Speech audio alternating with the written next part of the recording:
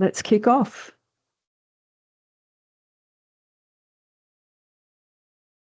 Good afternoon, everyone.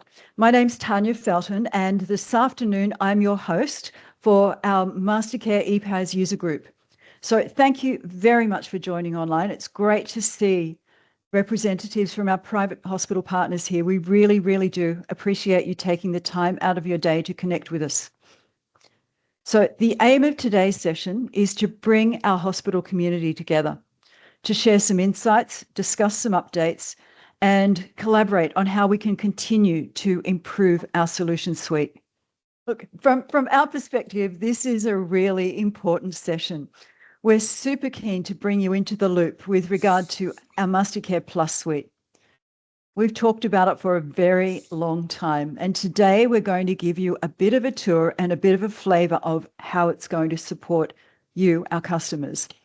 So we'll talk through some of the features designed to make this easier, more efficient for the way that you work.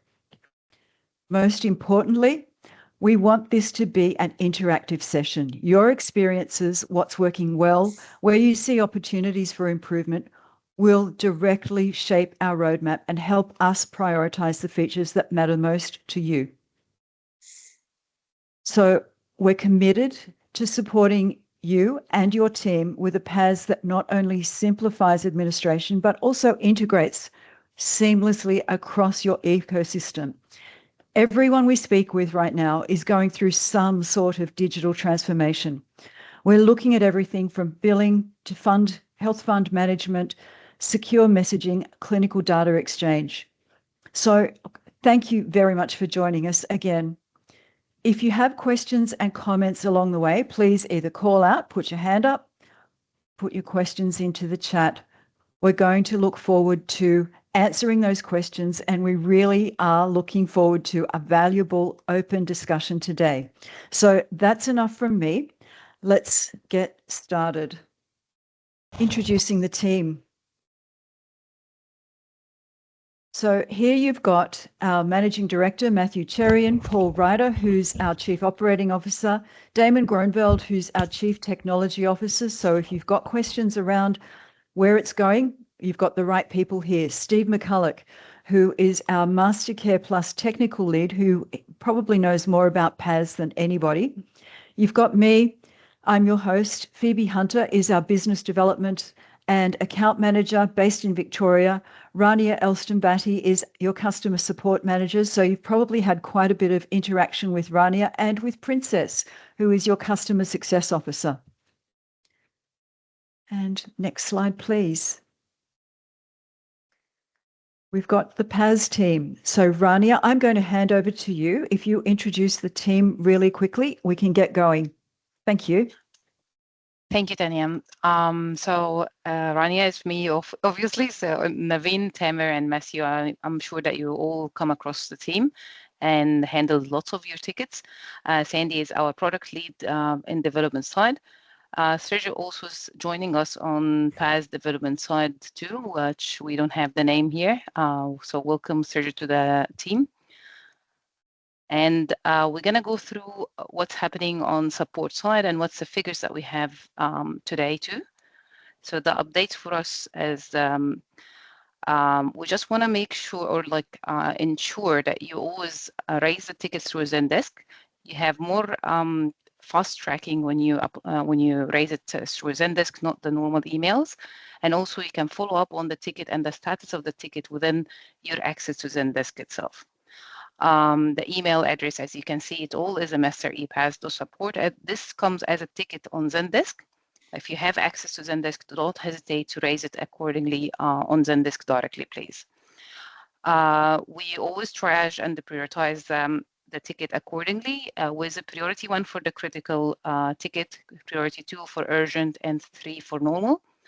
From the critical one, we will provide a workaround at least within 5 hours and a solution within 24 hours.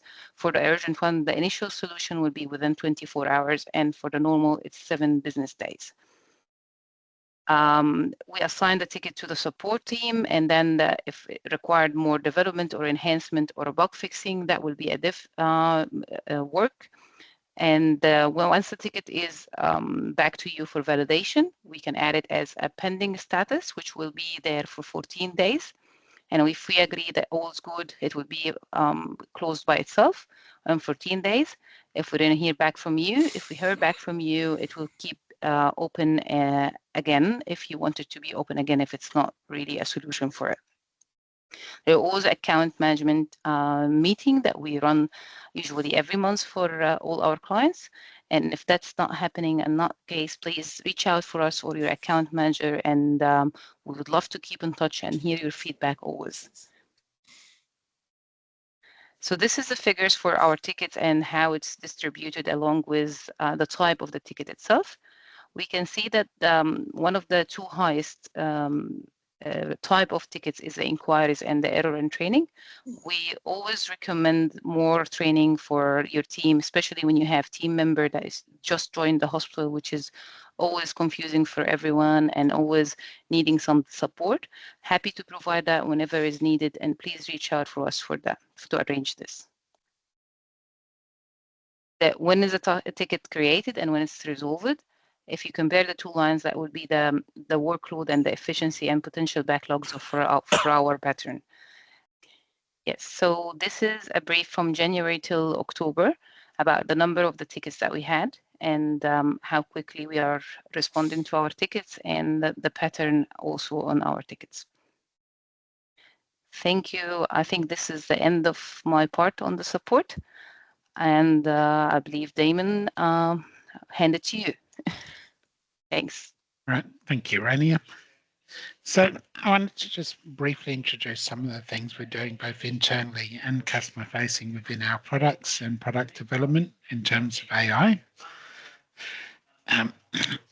So internally, we're increasingly adopting AI in terms of developing systems, in terms of writing code, doing business analysis, and in providing and helping with automation testing.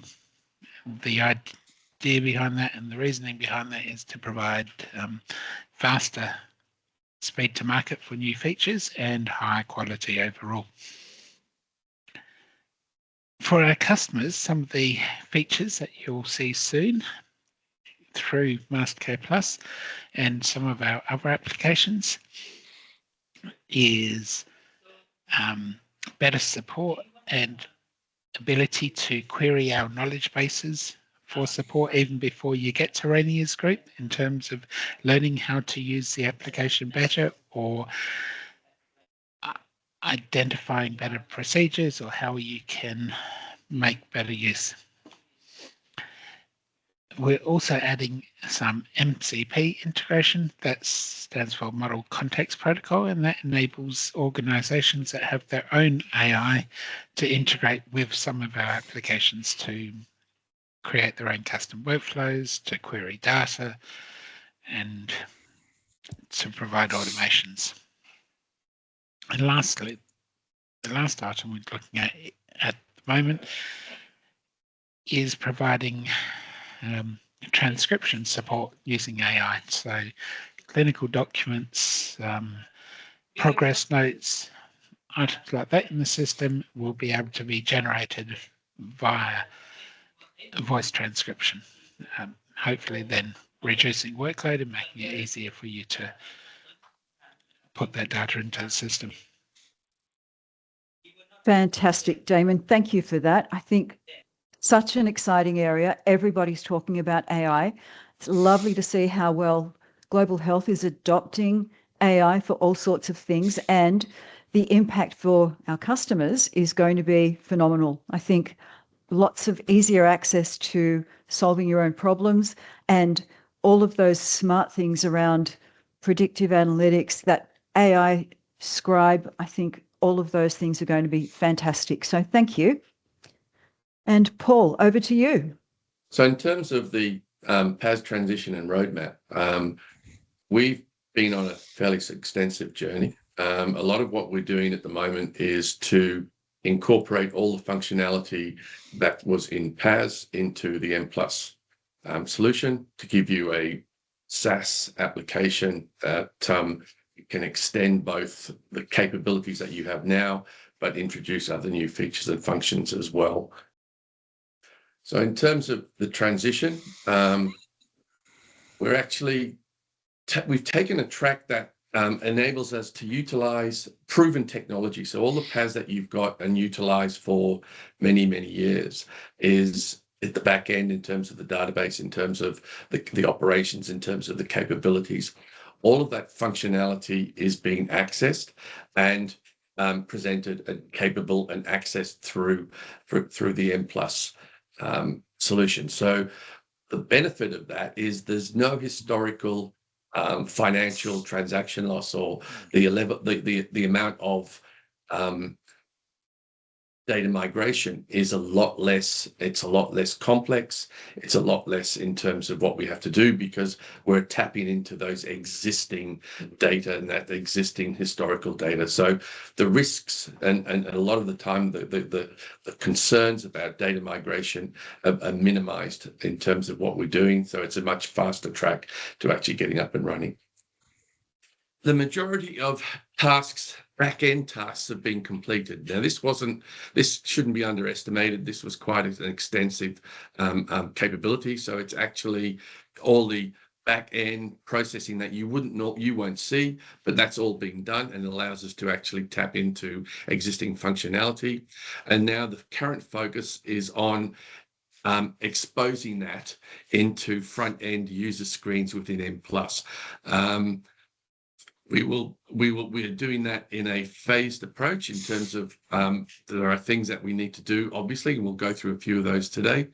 And we're actually applying and allocating resources subject to existing demand and market expectations. So in other words, we're ramping up as you, our clients, are saying, right, we're ready to go, or we need to go, or we want to go. And we will continue to support the ePaaS solution all through this process. I know there's been questions raised in the past. Does this mean that we're not going to get the support? No, you are going to get the support, and we will continue doing this during 2026, and we will be assisting and supporting our clients into the new platform. Okay, one of the things that we want to do, we need to do, and we are doing is getting your feedback. So what we want to be able to achieve is create a PaaS focus group. When we're transitioning the functionality from the older PaaS into a new platform, we want to be able to get advice and input from you, our clients and our users, to see what we can do better. So what we can actually present better. M+ provides us with, and the platform provides us with so much more. And as Damon said, we're introducing AI capabilities. So it gives us the ability to not just do like for like, but like for better. We can actually look at improving the functionality, the workflow, and the operations, but that requires the input from you as well to ensure that we get it right. What we're looking to do is create small workshops and invite people to actually participate and co-design in these sessions. And through that, we'll provide feedback and guided sessions through surveys and online feedback that we will get to hone that solution, so that when you get it, it actually is going to perform how you expect it to perform, or even better. And there is also, through this focus group, there's options to be early adopters of the new MasterCare Plus. So we're obviously looking for future early adopters who are going to take on that new solution and give us some feedback in that case as well. And Paul, early adopter doesn't mean lab rat. Early adopter means picking up something that's functional, that's going to do what our customers want, but makes it a lot easier for them. Yeah, so we're not looking for pass on testing or UAT to our clients. This is early adopters to actually improve performance and operations within and helping you. So the early access sessions, and that really is all about getting an advanced look at the new features as they're coming out. Co-design workshops. It's just a collaborative. It doesn't commit you to anything other than, gives you an opportunity to participate and help us hone that design so it meets your requirements. And as I said before, feedback opportunities and pilot participation, we will actually create all those components, and we'll do it in a way where wherever we can, that minimizes the impact on you and your time. We will actually provide capabilities, online capabilities, and work through it that way. In terms of future client, sorry, my screen's I froze there. In terms of the client enhancements, as we progress towards MasterCare Plus, our aim is to reduce the volume of enhancements to the PAS system. PAS is as we all know, it's been around for quite a while. It's fairly stable from that perspective. There's not a lot of additional functionality. We do additional enhancements to improve operations or reports, and we will continue to do that where necessary. We acknowledge that some enhancements are either not on our current roadmap or have been assigned to a low priority. And we are looking to see whether these are delivered sooner, and we will develop further discussions to explore options. Where there are enhancements required by 2 or more clients, we can, and certainly are very keen to accommodate a crowdfunding approach. We want to actually look at, and we have had recently where clients have asked for specific enhancements that you want that aren't necessarily on our roadmap. And there is obviously a cost that would be related to that. And we've been able to go to other clients utilizing the system and say, is this something that you want? And we can share the cost. And we want to reduce the cost to you, but still provide that capability of enhancement. The one thing that we are looking at, and that is every time we extend something in enhancing PAS, if it isn't already in M+, then there's a cost again for us to actually deliver that. So we are trying to optimize the way we're going. What I want to do with this is very much give you a flavor of the UI, UX. It also gives you a flavor of what we've been doing and how we can progress it further. The first screen I've got up here is very much a landing page, if you like. And the beauty of this is you can see all of the open encounters or open episodes. And the components at the top are quite neat. We're able to actually display a number of widgets on these particular screens. And in this case, we can actually show bed availability for different locations throughout the hospital. It's just an example of what you can actually see, but we can very quickly determine, what the occupancy rate is or what the occupancy is in specific areas. If I just open one up for the moment, so I can go in, and again, it'll land on certain pages. I've just automatically got it defaulted, so it actually is landing on the general inpatient clinical details. Now, don't be concerned about where it lands or where it's actually showing, but it just shows you that we can actually present a dashboard of clinical details for clients that is quite extensive. I've opened up an episode and I've got the episode details available to me, and I can update or document. I can actually add different fields and different information. I can add documents. I can do service types. What I'm just going to show you at the moment is one of the, I suppose, the key components, and that is where I want to be able to, add service transactions. So I'm actually going to be looking at the financial and invoicing for a particular episode. And I can very, very quickly do a search on items. I can choose an item. I can add that to the episode. I can do multiple items, obviously, as much as I want. Gives me the details automatically. I can do, that's probably not relevant, but I'll just update the quantity, and I'll save that. And it can be that, and it can be as many items or many updates or any information that you've actually provided. It can be coming from different sources. So it might be theatre items that have been updated automatically, or the bed transactions are already going to be in there.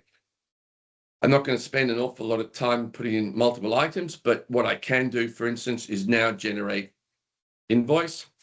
And previously, when we actually, in PAS, we had multiple different ways to generate multiple different screens. We've brought that back to try and streamline the process a little bit. I can hit preview, and that will give me a preview of the hospital invoice as well as the patient invoice. And it will give me the preview of the details. I can look at what needs to be done. I can actually go and add more services.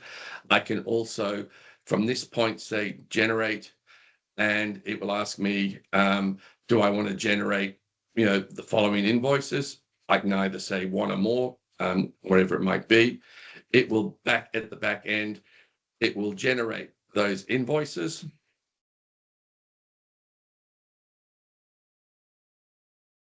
And this is the demo system, so I apologize for the speed, but it is actually the demonstration component. So it's now generated those invoices. And from this particular point, I can say, I want to print that invoice, and it will automatically bring up and create the invoice, PDF invoice to be printed.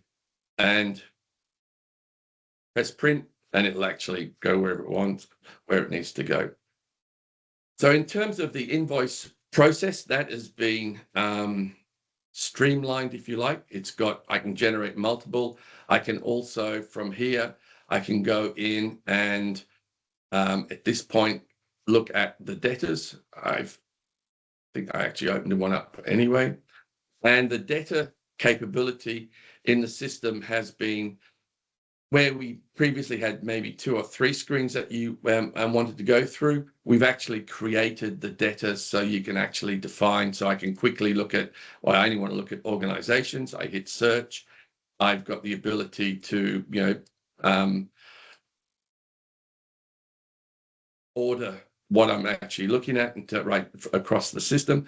I can quickly look at patients, include patients in there as well. I might just want to look at the patient details and data details, and all that information is available to me as well. I can choose a particular data, and if I wanted to, and go and look at the individual details for that data, and it will bring up all the individual details for the data. The other thing that we have got within M+ already is that, as I said before, all the back-end capabilities. So all of the statutory reporting, all of the information that you collect for HA22, that's already built in so that we've got all the details that we need to have to be able to record, language of interpreter, and so forth. The good part from M+ is also that those details, the client details that we discussed before, all the client details already has much of what you would expect in terms of the additional details such as health fund, consent. You've also got the demographics, which would include extended client details, culture, related parties. You can actually have related parties, which can be payer details or family details. You've got your GP. So all of the details and all the client demographics and the information that you have in PAS is already available, including alerts and full audit log. I've also got the ability to, sorry, excuse me, I'm just trying to do something that I'll move this out of the way. So I've also got the ability to, and I don't know, from those users of PAS, you'll know that there's a lot of reports in the system. Now, the beauty of what we've got to date is that we've actually created and actually have all of the reports. So I've got client reports, I've got medical reports. So I can go through, for instance, and a lot of you that would recognize a lot of these reports. There's hundreds of reports that are in the system. The reports that you will see are configured to what you are normally using. You'll only get to see the reports, or you only have the extendability to see the reports that you want to do. But what it's doing is picking up all of that existing data. So it's actually picking, so for instance, health fund in inpatient directory. A lot of you would be familiar with that. If I generate that, it will actually go through, look at what the what health funds and what the is in the system. If I say, and that gives me a list automatically, it will automatically pull out and print as you would with the normal print capability. So the components that you've got within, and the benefit we've got is all of the historical data, all the information that you've got in PAS is still going to be available to you as in the M Plus from day one. So you're not having that huge data integration, huge data migration. You know, we've got the patient account reports. I could do something silly like generate the end of month, which some people, I know it can take quite a while, but you've got the end of month. I'll generate it anyway. It might take a little while. But if I generate the end of the month, it will actually go through, pull the details out. And the other beauty of what we've got within M Plus, you can see that it doesn't, I'm not stopped. I can actually go and I can be continuing, I can go off and I can be doing other features, other functions. I can come back, I can have a look, my end of month report is there. I can print it off as we did before, and I've automatically got my end of month report actually structured. This is utilizing all of the capabilities except enhancing what we've already got within M Plus. M Plus itself, and I'm not going to go into too many details, but M Plus itself has got an awful lot more capacity. You've got the ability to you've got messaging, you've got a full appointment solution. We've got a journey board which allows me to look at patients in terms of locations. I can look at them in different levels as we did before. I can actually see the patients. I can actually have updates. So all of that capability, all of that functionality is already available in M Plus. With M Plus, obviously, we have now got a full clinical system, and we don't have the time to go through all of this. I'm just focusing on the PAS side of it, but we've got the ability to do orders and results, observations, medications, e-prescribing, medication management. We're just about to release the medication administration modules. You've got the allergies, you've got your diagnosis, you've got links directly to LifeCard, you've got hot health feeding information into the PAS and into the M Plus solution as well. I think I'm running out of time, I know, but I think that should give you a flavor and a taste of what's coming. And what we want to do, as we said before, is have you help us improve this and ensure that you've got a workflow in PAS, and also maybe identify the other components that you will need. Really exciting to see just how real this is. And I guess the big thing for everyone is, what's it going to cost me? So we're preempting some of that. We have designed it for a really easy uptake, really easy transition.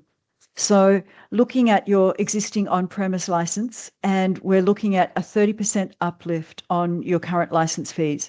So with that, you get a fully managed service. So sitting in Microsoft Azure Cloud, you get our continuous upgrades, enhanced security. So everything is ISO 27001, 2022 certified. So that's actually really important, because security, privacy are paramount for everyone. And with that, you reduce your local infrastructure costs. So right now you'll have servers, you'll have all sorts of different licenses managing the environment that you have. We take care of all of that and deliver it to you as a service.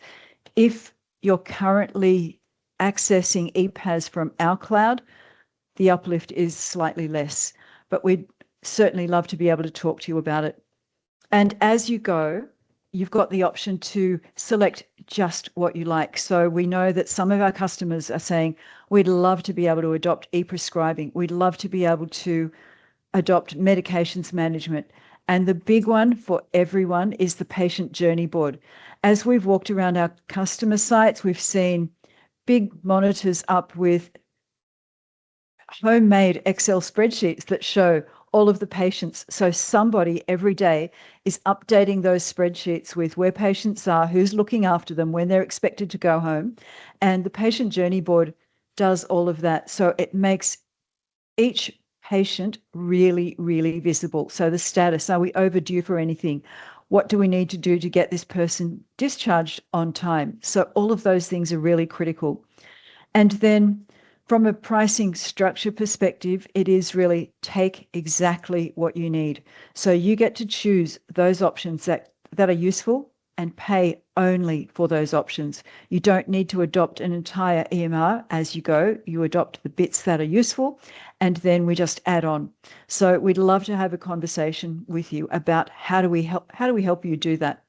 So we want to make this really easy. Moving from EPAS to MasterCare Plus, we're looking at scalable modular pricing, pay precisely for what you need when you're ready.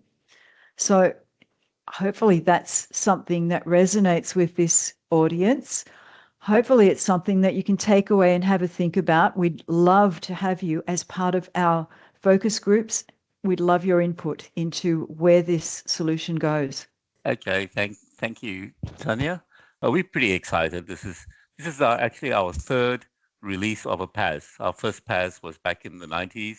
The next one was in the early 2000s, and now this is going to set our customers up for the next 10 years because it's now all digital. Everything you need to run a hospital is in MasterCare Plus, not just the PAS, but a very rich clinical set of modules as well.